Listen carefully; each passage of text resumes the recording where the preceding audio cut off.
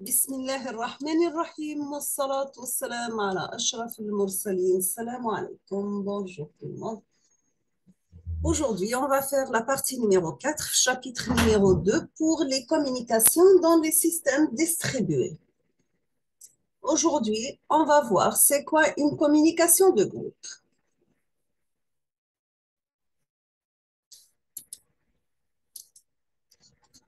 Donc, qu'est-ce qu'une communication de groupe? Nous avons que communication de groupe, c'est la communication d'un process avec un groupe d'autres process. Elle consiste à envoyer un message vers un groupe et non plus un seul process. Nous avons que les modes de communication présentés précédemment ne sont pas convenables. D'accord? Donc, communication de groupe, c'est la communication d'un process avec un groupe d'autres process. Elle consiste à envoyer un message vers un groupe et non plus un seul process. Donc, vous avez point à point, émetteur-récepteur, généralisation du RPC qu'on a vu dans la partie numéro 3.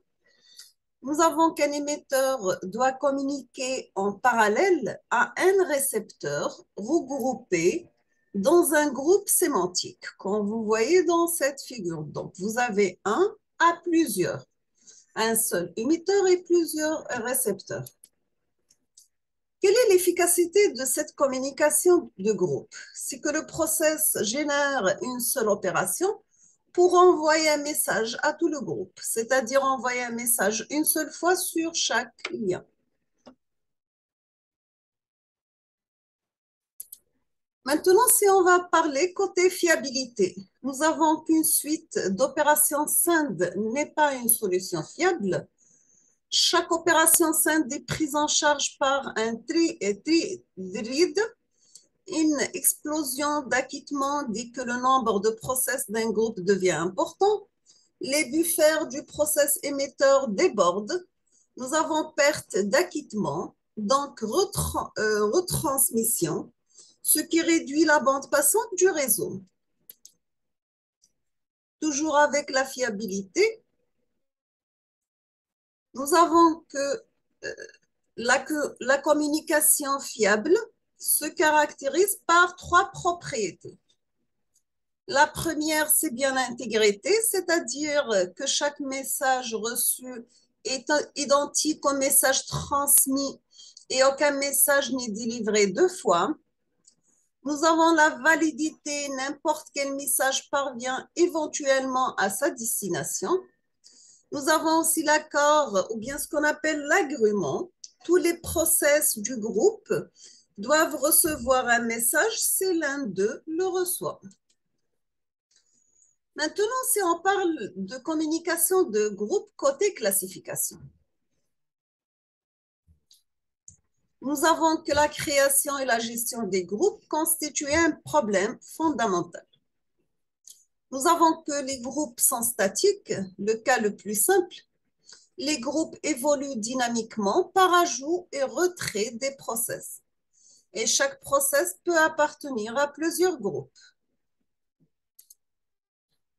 Deuxièmement, c'est les groupes fermés et les groupes ouverts. Donc, vous avez les étrangers peuvent envoyer des messages aux groupes ouverts. Par contre, communication non autorisée, c'est un groupe fermé, n'autorise que les communicants intra-groupes. Toujours avec la classification, maintenant, si on va parler côté groupe de pairs ou bien groupe hiérarchisé. Nous avons ici dans la première figure la forme d'un groupe de pairs, sachant que les points colorés, ce sont les coordinateurs et en blanc, ce sont les travailleurs. Dans le groupe de pairs, on n'a que les travailleurs. Dans le groupe hiérarchisé, nous avons un coordinateur avec plusieurs travailleurs. Toujours avec classification de communication de groupe, maintenant, on va parler côté adressage. L'adressage de groupe s'adresse à qui, bien sûr? Nous avons que les process qui effectuent une opération de communication fournissent un identificateur de groupe. Ici, dans le premier exemple, Quand vous voyez, nous avons le 1, 3 et 4, le 2 n'est pas concerné, donc on aura une diffusion restreinte, ce qu'on appelle le multicasting. La figure numéro 2, nous avons tous les éléments 1, 2, 3 et 4, diffusion globale, ce qu'on appelle le broadcasting.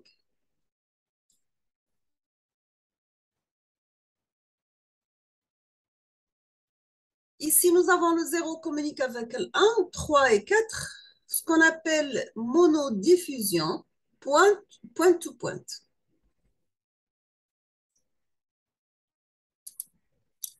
Pour la gestion de groupe, il faut faire création des solutions d'un groupe, après addition à un groupe ou bien retrait d'un groupe.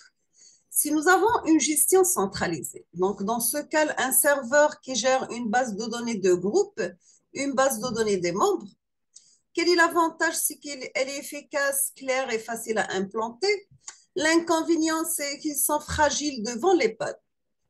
Pour une gestion distribuée cette fois-ci, nous avons un groupe secret. S'il y a au moins un adhérent, pour adhérer à un groupe, le process demandeur doit envoyer sa demande à tous les membres du groupe. L'avantage, c'est bien le robustesse. L'inconvénient, c'est elle est complexe et coûteuse. Maintenant, si on va parler côté atomicité. Donc, si nous avons un message envoyé à un groupe, doit être reçu par tous ses membres ou par aucun. Côté séquencement, donc si nous avons A et B, deux messages envoyés à un groupe de process G, c'est A est envoyé avant B sur le réseau, ils doivent être reçus par tous les membres du groupe G dans le même ordre, A puis B. Maintenant, côté groupe non déjoint, nous avons ici groupe 1 et B. A communique avec B, D communique avec B, D communique avec C, A communique avec C. C'est l'ordre de recouvrement des groupes non respectés. On aura que B reçoit le message de A, puis D. C reçoit le message de D, puis A. CB, c'est une base de données dupliquée. On peut avoir une incohérence de mise à jour. La mise en œuvre de la solution est compliquée et coûteuse. Nous avons introduction des mécanismes de séquencement qui tient compte de recouvrement de groupes. L'élasticité. La communication de groupe doit être invariante par rapport à la taille du groupe. Beaucoup d'algorithmes fonctionnent très bien dans petits groupes, mais deviennent non fiables dans d'autres groupes, dans les grands groupes.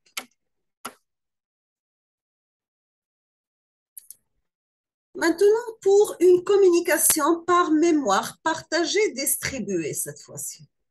Il est possible de créer une mémoire commune virtuelle qui sera utilisée pour échanger des données diverses. Un paradigme de communication qui tente de rapprocher les systèmes distribués à une configuration centralisée devient comme dans les machines multiprocesseurs. Généralement pas convenable pour les applications client-serveur, où le serveur encapsule les ressources dans les données de l'application. Maintenant, pour une communication par mémoire partagée distribuée, nous avons communication par message. Le codage des données. Donc, lors de l'échange de messages, le process émetteur doit coder des données à transmettre sous forme d'une suite d'octets. C'est le message qui nécessite la reconstruction de ces données selon leur type par le process récepteur. Pour une communication par mémoire partagée, cette fois-ci, les process accèdent aux données de la mémoire partagée de la même façon qu'ils accèdent à leur mémoire locale, bien sûr. Toujours avec communication par message, nous avons protection des espaces d'adressage. Les process qui échangent des messages préservent l'indépendance de leur espace d'adressage.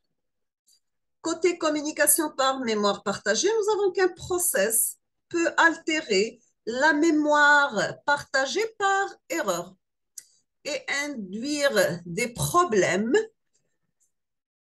pour les autres process. Communication par message, ici nous avons que la synchronisation entre process.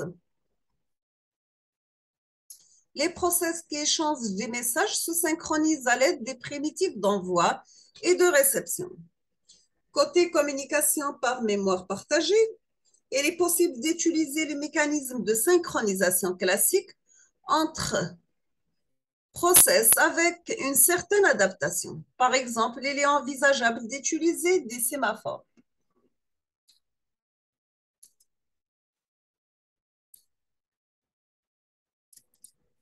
Communication par message.